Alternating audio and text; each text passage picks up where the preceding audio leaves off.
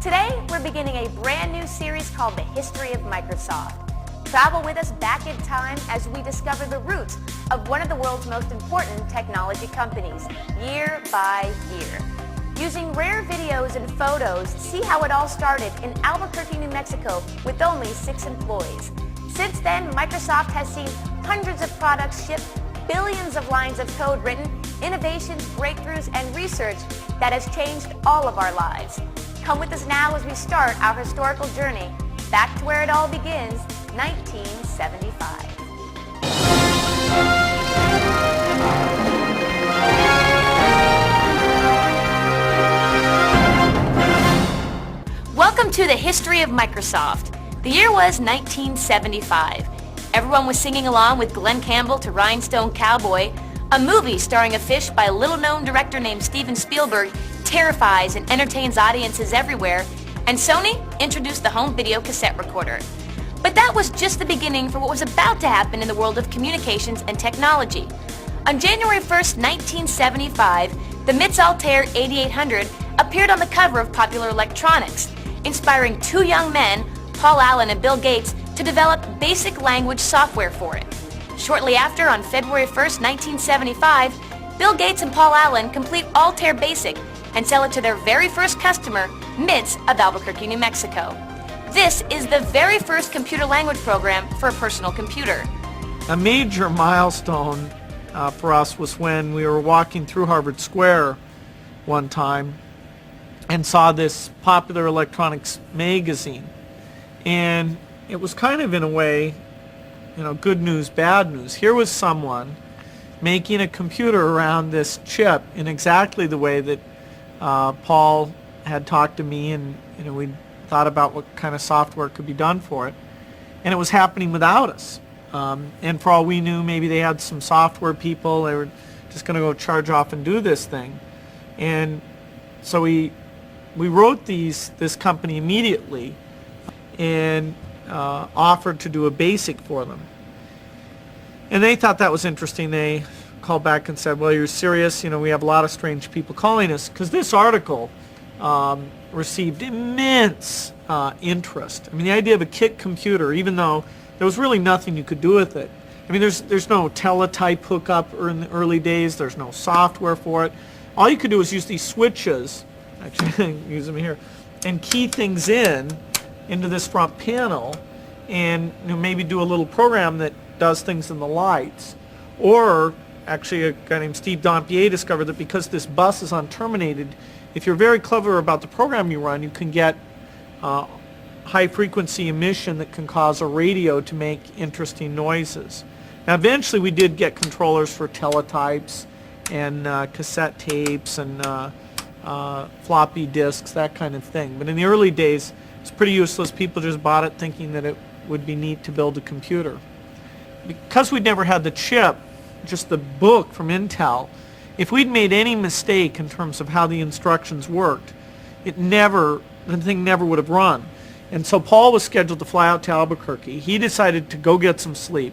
I stayed up all night reading the book to see if we'd miscoded some of the instructions, and finally decided it was all okay, punch out the paper tape, and made sure Paul got that before he went off on his plane. He wrote the bootstrap loader, that is the thing you have to key in to make this computer smart enough to know to go get data off the teletype to read it into memory. He wrote that on the plane on the way out. It was actually 46 bytes, the first one. I eventually wrote one in 17 bytes, but anyway. And he took the basic to MIT's. They had a machine they had run with 6K of memory, which for them was a big thing. And loaded it up in the paper tape. The first time, for some reason, it didn't work. The second time they loaded in, and it worked. And, of course, the simulator, it's very slow because you go through lots of instructions to a single instruction. So actually, the real machine, even though it's such a simple little microprocessor, was faster than our PDP-10 simulator, about 5 times faster. And so to Paul, when it finally came up and it said, okay, actually that first version said ready. Most basics, when they're ready, they say ready. Later, when I was squeezing bytes out, I thought, well, it's faster to print OK, and it's kind of a nice, friendly word, so I shortened it to OK a little later. Anyway, so it came up, said ready, and he typed in a program. Print 2 plus 2, it worked. He had it print out squares and sums and things like that. And he and Ed Roberts, the head of this company, sat there, and they were amazed by, that this thing worked. I mean, Paul was amazed that our part had worked, and Ed was amazed that his hardware worked, and that here it was doing something even useful. Another month passed and Paul Allen is on the move. On March 1st, the young man from the Northwest joined MITS as Director of Software. And on April 7th, 1975, the headline of the first edition of MITS Computer Notes reads, Altair Basic up and running. Wasting no time, on July 1st, Bill Gates and Paul Allen officially shipped Basic version 2.0 in both 4K and 8K editions.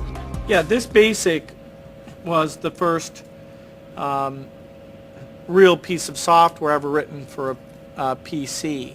And it became, for the first generation of PCs, the thing that unlocked the power that was there, because although some people did machine language programming, 90% of what got done was done in BASIC, and 90% of that was Microsoft BASIC, the descendants of this tape that got onto all those early machines. Just a few weeks later, Paul Allen and Bill Gates signed a licensing agreement with MITS regarding the BASIC interpreter. It was the year 1975. The average cost of bread was 69 cents, gas was 53 cents a gallon, and the partnership, yet to be officially named Microsoft, declared yearly sales totaling $16,005. But childhood friends Paul Allen and Bill Gates had just begun the adventure of a lifetime, and soon they'd be taking the rest of the world with them.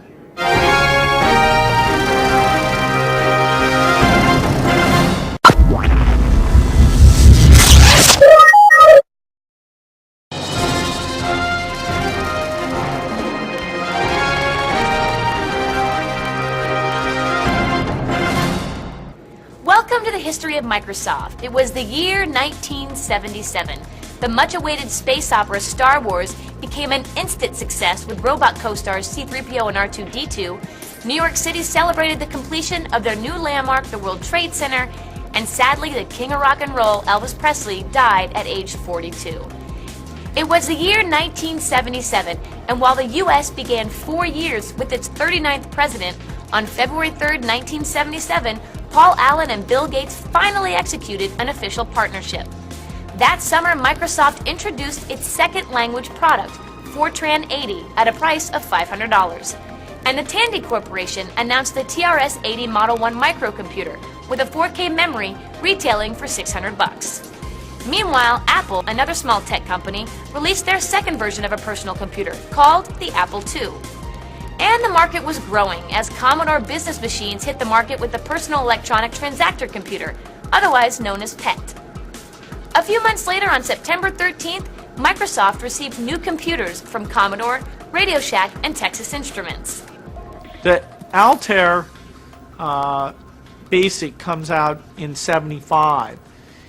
And the next big wave is a set of 3 machines that come out in 77. The TRS-80, the Apple II that we have over here that came out actually without the discs at first, and a machine called the Commodore PET. And those were low cost, and yet they weren't kits or anything. They came out prepackaged, and they looked like they would really ignite the volume in the market. And all 3 of them went out and did very well. Several of them, when they first shipped, had basics that the company themselves did. This had a level 1 basic that actually Steve Leininger enhanced off of Lee Chim Wang's tiny basic. But they knew it was pretty inadequate, and so they licensed the basic from us that was built into all these machines thereafter, and they called it level 2 basic, and we even left some hooks in there so we could sell a basic called level 3 basic that went even further. So Radio Shack, with its distribution and its name, set the market on fire. Apple, because they really went out to computer dealers and did a good job, far better than people like the MITS guys and the Insight guys were doing. They really thought of this as a market where they had to develop the channel and do new things. And the Commodore machine, the PET, was actually the most aggressively priced machine and had some very innovative things. So these machines drove the market.